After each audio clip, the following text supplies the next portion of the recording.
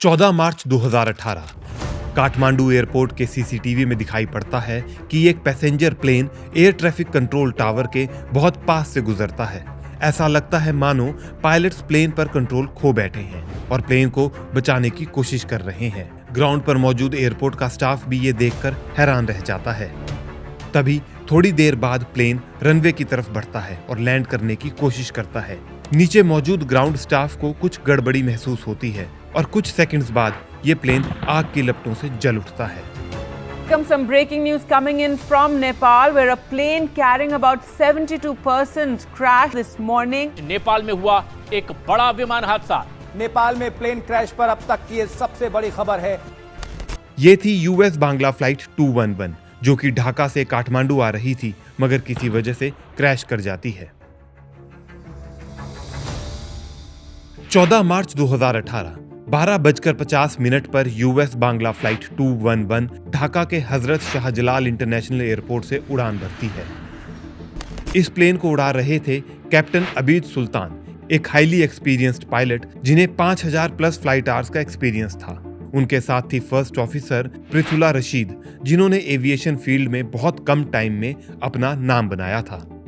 Kathmandu BS 211 flight level 160। इस flight में 67 passengers और 4 क्रू मेंबर सवार होते हैं, जिनमें ज्यादातर नेपाल के टूरिज्म ट्रैवलर्स, कुछ बांग्लादेशी स्टूडेंट्स और साथ ही फॉरेन नेशनल्स भी मौजूद थे। उड़ान के दौरान सब कुछ नॉर्मल चल रहा था। फ्लाइट अपनी यूजुअल स्पीड और ऑल्टीट्यूड पर बिना किसी दिक्कत के फ्लाई कर रही थी। प्लेन में बैठे पैसेंजर्स को कोई अंदाजा भी नहीं था कि अगले कुछ मिनटों में ये फ्लाइट कितना डेंजरस मोड़ लेने वाली है। थोड़ी देर बाद 2:05 पर फ्लाइट नेपाल के एयर स्पेस में एंटर करती है। Kathmandu BS 211 request descent. BS 211 Kathmandu approach, descent to flight level 160। US Bangla flight 211 के पायलट्स जिस एयरक्राफ्ट को उड़ा रहे थे वो एक कैनेडियन कंपनी का टर्बो प्रॉप प्लेन था, बॉम्बर एयर डैश 8Q400। ये छोटा और किफ़ायती विमान है और अपना खर्च कम करने की कोशिश करने वाली छोटी एयरलाइंस को ये बहुत पसंद है। ये aircraft short to medium haul flights के लिए परफेक्ट माना जाता है और इसकी सीटिंग कैपेसिटी लगभग 70 से 80 पैसेंजर्स की होती है।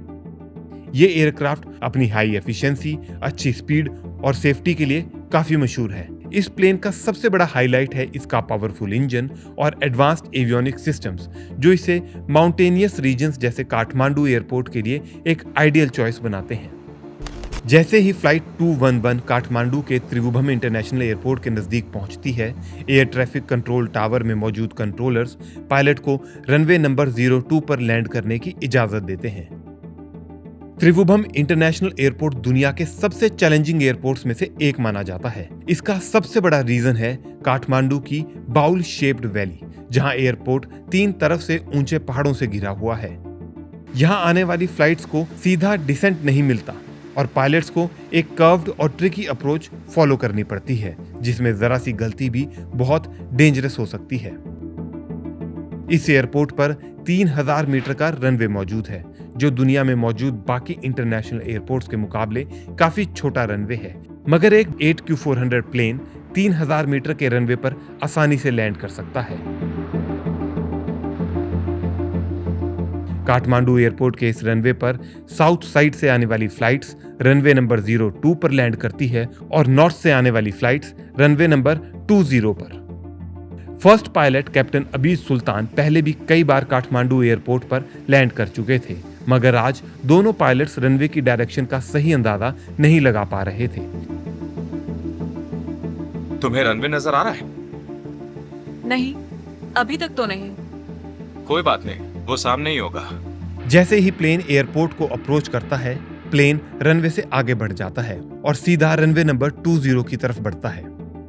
BS 211 आपको रनवे 02 पर उतरने की इजाजत दी गई थी। ठीक है, समझ गया। BS 211 आप रनवे 20 की ओर बढ़ रहे हैं। एयर ट्रैफिक कंट्रोल में बैठे कंट्रोलर्स अब पायलट्स को रनवे 20 पर लैंड करने की परमिशन देते हैं, मगर दोनों पायलट्स को अभी भी रनवे नहीं नजर आता। ओके, बांग्ला स्टार 211 रनवे 20 उतरने की इजाजत है। क्या तुम्हें रनवे नजर आ रहा है? सब कुछ ठीक लग रहा है, लेकिन हमें रनवे नजर नहीं आ रहा। नहीं, अभी तक तो रनवे नहीं दिख रहा। यूएस बांग्ला फ्लाइट 211 अब काफी गलत तरीके से उड़ान भरने लगती है। ग्राउंड पर मौजूद एयरपोर्ट स्टाफ भी ये देखकर हैरान हो जाता है। कुछ समय बाद फ्लाइट 211 एक टर्न अराउंड लेती है और रनवे नंबर 20 की तरफ बढ़ती है, लेकिन तभी ऑपोजिट साइड से एक दूसरा प्लेन फ्लाइट BH-282 लैंडिंग के लिए अप्रोच करता है। BS-211 रनवे 02 से 4 किलोमीटर पहले एक और विमान है। BS-211 अभी रनवे 20 की ओर बिल्कुल मत जाइए। दूसरा विमान रनवे 02 पर उतरने ही वाला है। ATC में मौजूद सुपरवाइजर यूएस बांग्ला को वार्निंग देते हैं और अपनी मौजूदा हाइट पर बने रहने के लिए कहते हैं। अपनी मौजूदा ऊंचाई पर बने रहिए। ठीक है, उस विमान के उतरने पर हमें बता दीजिएगा।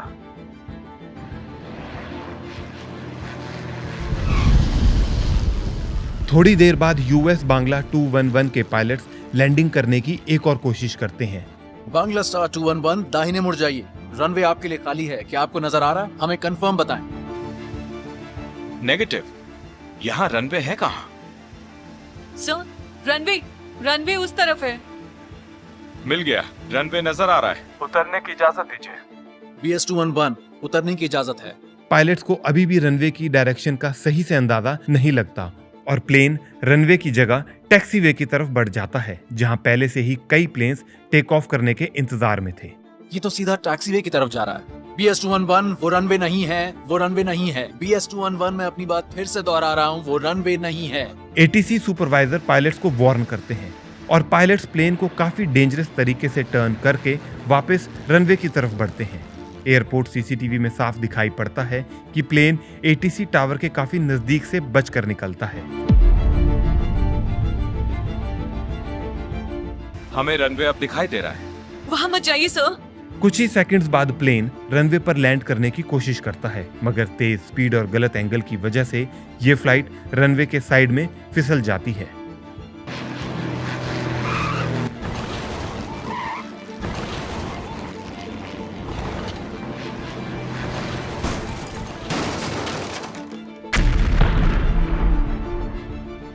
US Bangla flight 211 crash land कर जाती है।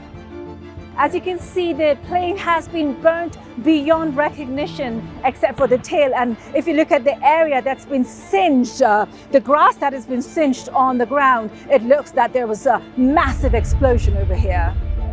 इस एक्सीडेंट में 51 लोगों को अपनी जान गंवानी पड़ी, जिसमें दोनों पायलट्स कैप्टन अबीद सुल्तान और फर्स्ट ऑफिसर प्रिसुला रशीद भी शामिल थे। इस एक्सीडेंट के बाद कॉकपिट वॉइस रिकॉर्डर को एयरक्राफ्ट रैकेज में से रिवाइव किया गया। सुनी गई रिकॉर्डिंग में पता लगा कि पायलट रनवे को विजुअली आइडेंटिफाई नहीं कर पा रहे थे, मगर फिर भी लैंडिंग अटेम्प्ट करते रहे, जो कि काफी अनयूजुअल बात थी। साथ ही में फ्लाइट डाटा से पता लगा कि फ्लाइट को काफी अजीब तरीके से उड़ाया जा रहा था, जैसे किसी फाइटर जेट या छोटे विमान को उड़ाया जाता है। कम ऊंचाई पर वो विमान को जिस तरह से उड़ा रहे थे वो सामान्य नहीं था। वो बहुत कम ऊंचाई पर विमान को इधर उधर मोड़ रहे थे, टॉप गन पायलट की तरह एयरफील्ड पर उड़ रहे थे। बाद में हुई इन्वेस्टिगेशन में ये बात सामने आई कि कैप्टन अबीद सुल्तान काफी बड़े इमोशनल ब्रेकडाउन का शिकार थे। उनके माइंड में कई पर्सनल कॉन्फ्लिक्ट्स चल रहे थे, जिससे उनका फोकस डिस्टर्ब हो रहा था। हमें ये साफ पता चल रहा था कि उस पायलट को विमान नहीं उड़ाना चाहिए था। वो निश्चित रूप से थके हुए थे। पिछले कुछ समय में उन पर लगे एलिगेशंस की वजह से वो काफी परेशान रहते थे और इसी वजह से ATC कंट्रोलर्स और कॉकपिट के बीच कंफ्यूजन बढ़ता गया। पायलट रनवे को विजुअली आइडेंटिफाई नहीं कर पा रहे थे, फिर भी लैंडिंग अटेम्प्ट करते रहे। साथ ही में कैप्टन ने फर्स्ट ऑफिसर की एडवाइस को भी अनदेखा किया। फाइनल लैंडिंग अप्रोच के दौरान एयरक्राफ्ट काफी अनस्टेबल था। एविएशन रूल्स के हिसाब से अनस्टेबल अप्रोच पे प्लेन को गो अराउंड करना मैंडेटरी होता है, लेकिन कैप्टन ने गो अराउंड नहीं किया और लैंडिंग के दौरान प्लेन क्रैश कर गया।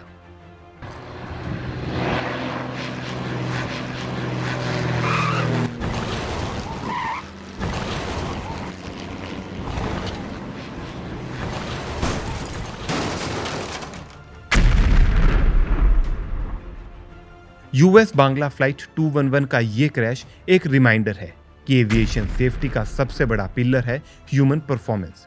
चाहे एयरक्राफ्ट कितना भी मॉडर्न हो, अगर कॉकपिट और एटीसी कम्युनिकेशन ब्रेक हो जाए और पायलट मेंटली स्टेबल ना हो तो डिजास्टर कभी भी हो सकता है। आज हर एविएशन अथॉरिटी CRM ट्रेनिंग यानी क्रू रिसोर्स मैनेजमेंट ट्रेनिंग को और स्ट्रिक्ट बना चुकी है। पायलट्स का इमोशनल हेल्थ चेक्स भी स्ट्रांगली रिकमेंडेड है। इस हादसे की वजह से 51 लोगों को अपनी जान गंवानी पड़ी। ये थी कहानी US बांग्ला फ्लाइट 211 की, एक ऐसा एक्सीडेंट जिसे एविएशन हिस्ट्री हमेशा याद रखेगी।